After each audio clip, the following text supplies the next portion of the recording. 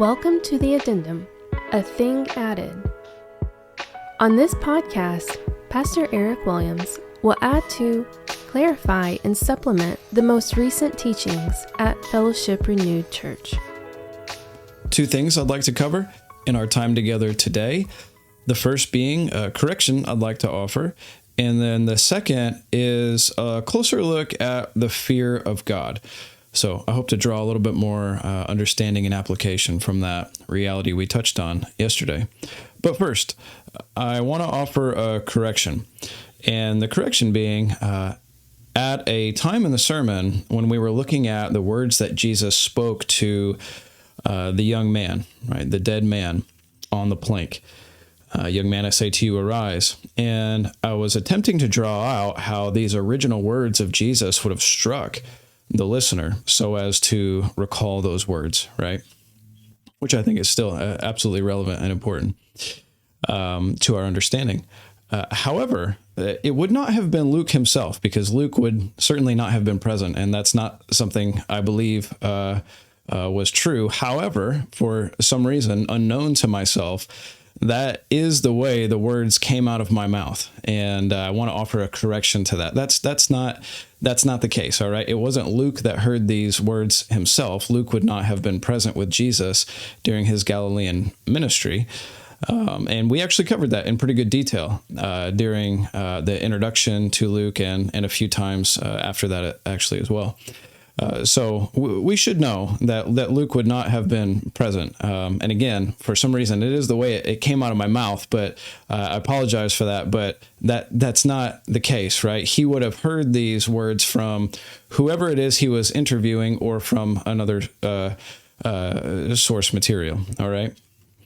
But again, the point I was attempting to make is that those exact words spoken by Jesus did strike whoever was listening in a particular way so as to recall what Jesus was saying. Now, I understand that this is certainly a minor point, and that's true. It actually doesn't hold any exegetical weight as far as who actually heard these words. However, the way it came out of my mouth is not accurate, and so I want to offer a correction to that and make sure that we're all understanding this properly. Okay, so just recall these things, okay? Luke would not have been with Jesus during his Galilean ministry.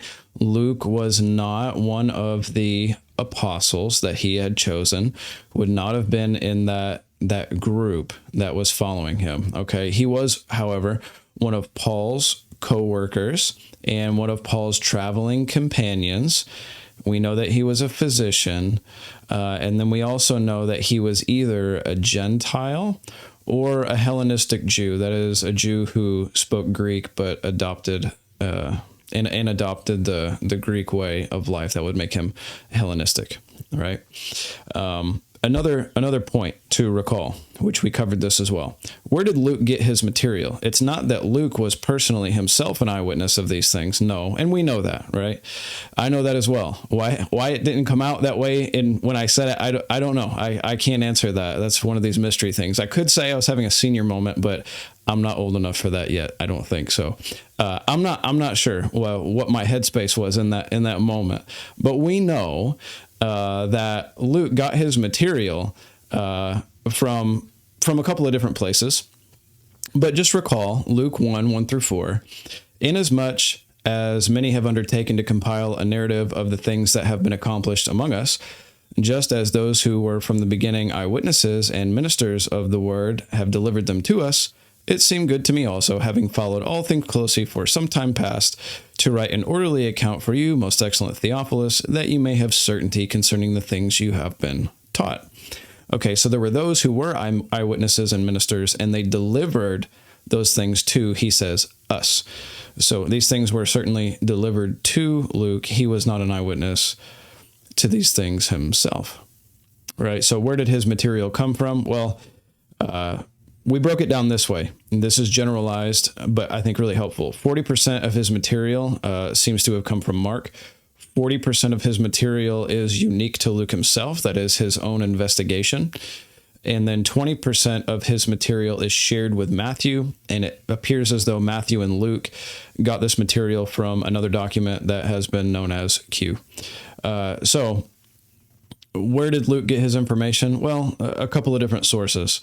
But one thing we can know is that the story of the widow in Nain, right, was not something that Luke was part of himself. However, this information was given to him by an eyewitness who would have been there, and they're recalling things that they experienced firsthand, right?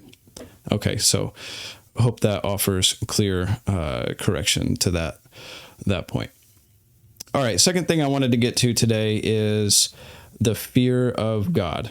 Did mention this yesterday, and I said, because we look at the response of the people, right, after this situation occurred of raising the widow's son. And a response there was fear. And we want to think about that just a little bit. And I said, a healthy fear of God is right, but this does not mean that we are afraid of God. It's not the same. Or you could even say the word scared, right? It doesn't mean you're actually scared of God in a sense that you're terrified, in the sense that you want to run away. You want to flee his presence, right? There's a different way to understand that. However, it's a bit complicated because there are elements of that, of terror, of fear, of trembling. That's true. But a full understanding of our fear of God does not cause us to flee his presence. And we have to wonder why that is. Okay, so it doesn't mean being scared of him. I see him and I cower, or I see him and I want to run away. I want to flee from him. No, instead it's a recognition of him in his greatness. So a few things to help us with that just a little bit today. I want to read out of Deuteronomy 10, and this is verses 12 through 22. I think this is helpful. It says, "And now, Israel, what does the Lord your God require of you but to fear the Lord your God, to walk in all his ways, to love him, to serve the Lord your God with all your heart and with all your soul, and to keep the commandments and statutes of the Lord, which I am commanding you today for your good. Behold, to the Lord your God belong heaven and the heaven of heavens, the earth, and all that is in it. Yet the Lord set his heart in love on your fathers and chose their offspring after them, you above all peoples, as you are this day. Circumcise, therefore, the foreskin of your heart, be no longer stubborn. For the Lord your God is God of gods and Lord of lords, the great, the mighty, the awesome God, who is not partial, takes no bribe. He executes justice for the fatherless and the widow, and loves the sojourner, giving him food and clothing. Love the sojourner, therefore, for you were sojourners in the land of Egypt. You shall fear the Lord your God. You shall serve him and hold fast to him. By his name you shall swear. He is your praise, he is your God, who has done for you these great and terrifying things that your eyes have seen. Your fathers went down to Egypt, 70 persons, and now the Lord your God has made you as numerous as the stars of heaven." All right, we'll stop right there. Okay, so this passage is really perspective setting for the people of Israel. And when you look at all the descriptives of God, we understand where it says right up front, verse 12, "But to fear the Lord your God and walk in his ways, walk in all his ways." There are more descriptives of that as this text unfolds, such as verse 17, "For the Lord your God is God of gods, Lord of lords, the great, the mighty, the awesome God." Right? That helps us. The great, the mighty, the awesome God. I'll talk about that word. And then again in verse 20, "You shall fear the Lord your God." And then in verse 21, He is your praise. He is your God who has done for you these great and terrifying things that your eyes have seen, right?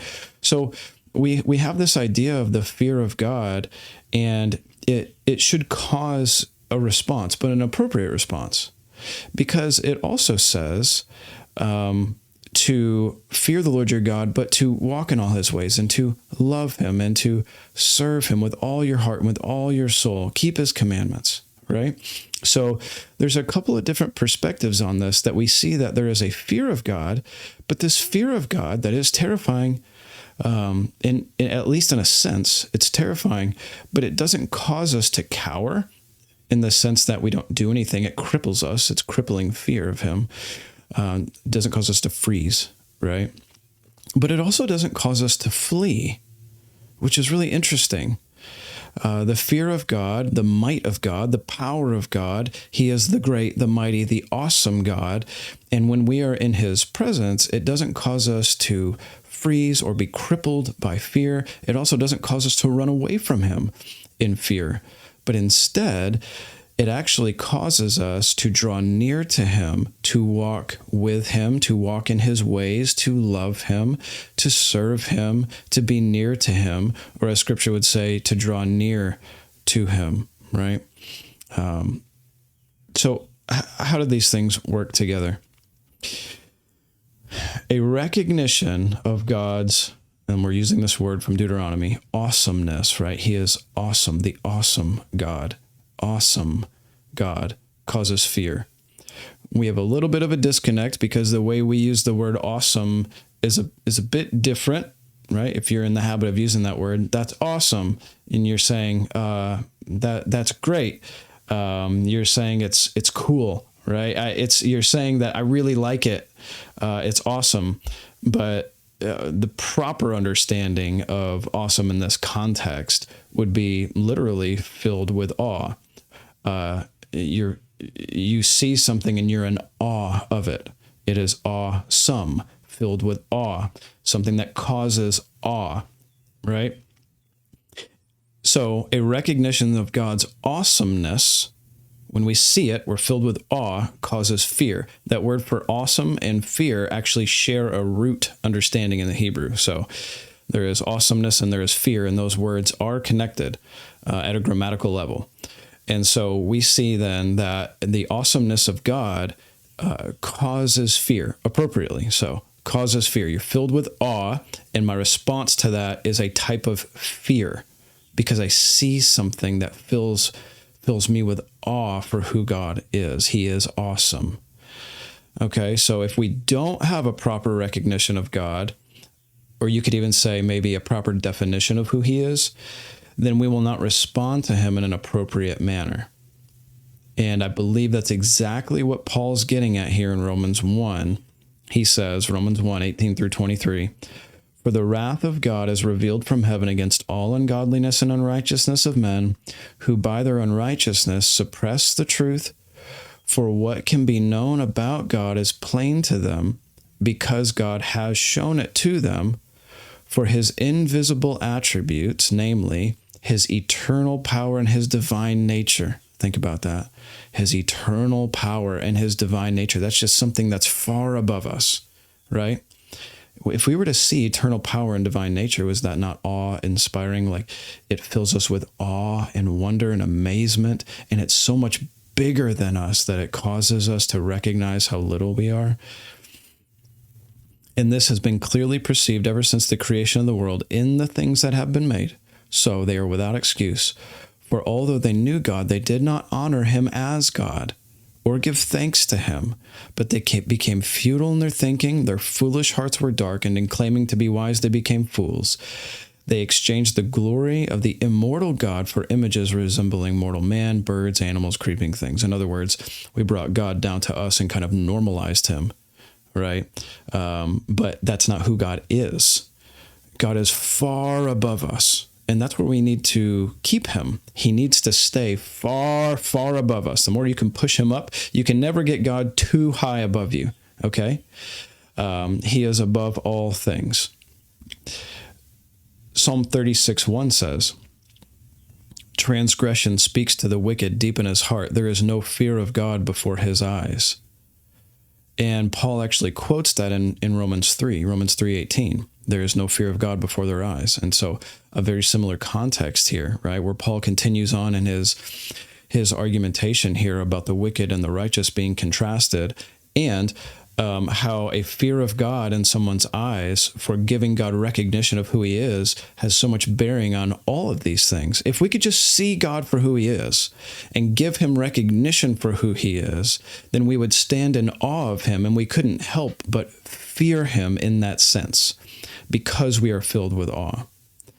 Okay, but again, it's not a kind of fear that causes us to flee from his presence or to distance ourselves from him, but we actually draw near to him, but only with a proper understanding or recognition of who he actually is. Not someone of our own creation, not someone of our own making. We're not like those unrighteous ones who understand God as part of the creation. He is above the creation. He stands outside of it. He is the creator. He's not part of the creation. So to make him part of the creation takes him down from where he really is, right? You're almost like removing the sense of awe that God has or creates within us. Remember Hebrews 12:28 and 29. It says, "Therefore, let us be grateful for receiving a kingdom that cannot be shaken, and let us offer to God acceptable worship with reverence and awe. For our God is a consuming fire." With reverence and awe, that's acceptable worship to him. If you understand who God is, you're going to revere him, right? You're going to hold out that kind of respect that he deserves. You're going to bow before him as the holy God that he is, but also awe, right? You're going to stand in wonder and amazement and fear because he's so much bigger than us.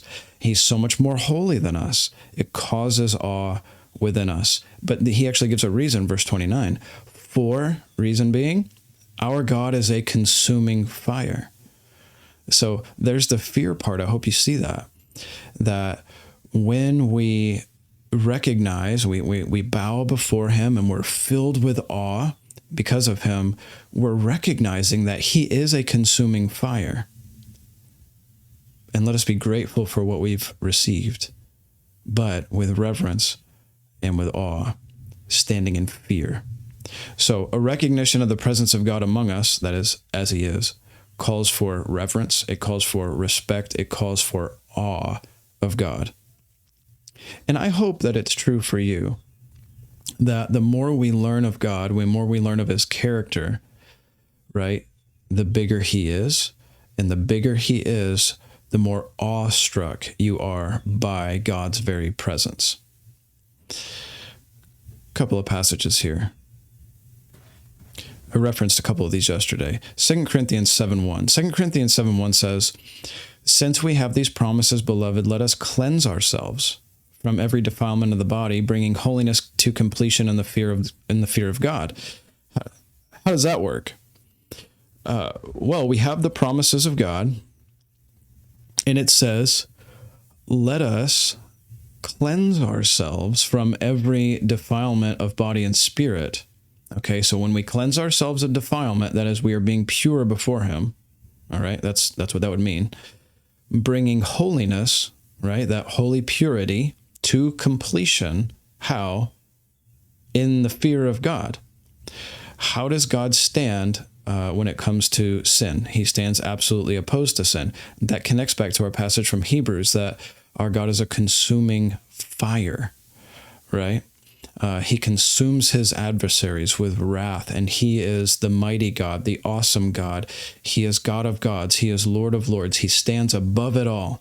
And so when something that is his enemy is in his path, he will bring destruction. He will do it. He can do it. He is the mighty God. And so we bring holiness in ourselves, although it is the work of God within us. That's that maybe for some of us, the uncomfortable reality of the fact that we are doing it and yet God is doing it, right? when Scripture gives us imperatives, things that we need to do, such as let's just compile all of sanctification, bringing holiness to completion. While we are called to do it, and we do put effort forth in it, it doesn't mean that we're doing it on our own strength or on our own terms. We're still absolutely relying upon God, the Spirit of God, to do a work in us. However, we should have within us a bowing of our hearts, reverence, awe for the mighty God, bringing holiness to completion in the fear of God. Philippians 2:12 and 13, it's this exact same idea. Therefore, my beloved, as you have always obeyed, so now not only is in my presence, but much more in my absence, work out your own salvation with fear and trembling. For it is God who works in you, both to will and to work for his good pleasure. See, that just fits perfectly with what we just said. So you are to work out your own salvation, and just remember, I had a conversation with someone about this yesterday. Remember that salvation is divided in our scriptures into at least three components, right? That is our justification, our right standing with God. That is a one-time event. And then there is sanctification, which is where we find ourselves now in this earthly life. We are coming into salvation. We are becoming more sanctified, becoming more holy. But then we have our final aspect of salvation, which is our glorification. That's our final state. So we have three aspects of salvation. He's not saying work out your own salvation in terms of your justification or in terms of your glorification. He's saying work out your own salvation in terms of your sanctification with fear and trembling. So please understand it in that sense. But he also says, work out your own salvation, for it is God who works in you. Both truths are there and present. It may seem uncomfortable to us, but just recognize both are true. We ought to have this disposition in our heart, and we should be putting forth effort with fear and trembling as God for who he is. For it is God who works in you, both to will and to work for his good pleasure. But I think another aspect of this is recalling the fact that it is God who is in us. God is near to us. He is not far from us. He is in our very lives. He is in us by his Spirit. He is always with us. And if you are always in the very presence of God, how should you conduct yourself? With fear and trembling when? Every second of every day. Final passage. 1 Peter 1:14 through 19. As obedient children, do not be conformed to the passions of your former ignorance, but as he who called you is holy, you also be holy in all your conduct. Since it is written, you shall be holy, for I am holy. And if you call on him as Father, who judges impartially according to each one's deeds, conduct yourselves with fear throughout your time of exile, knowing that you were ransomed from the futile ways inherited from your forefathers, not with perishable things such as silver or gold, but with the precious blood of Christ, like that of a lamb without blemish or spot. Okay, so just as God is holy, so we are called to be holy. All right, hopefully that bridges something for you with yesterday, right? That God has a certain character about him. We are to emulate that character, such as God's compassion. But just as God is holy, so we are to be holy. And if you call on him as Father, who judges impartially according to each one's deeds, judgment from God, conduct yourselves with fear throughout your time of exile. Throughout your time of exile, that is, during your earthly life as a believer, you are to be conducting yourself with fear. That fits perfectly with all three of these passages, right? Bringing holiness to completion in the fear of God, work out your own salvation with fear and trembling, conduct yourselves with fear throughout your time of exile. All three of those passages, all written by, two of them written by Paul, 2 Corinthians and Philippians, one written by Peter.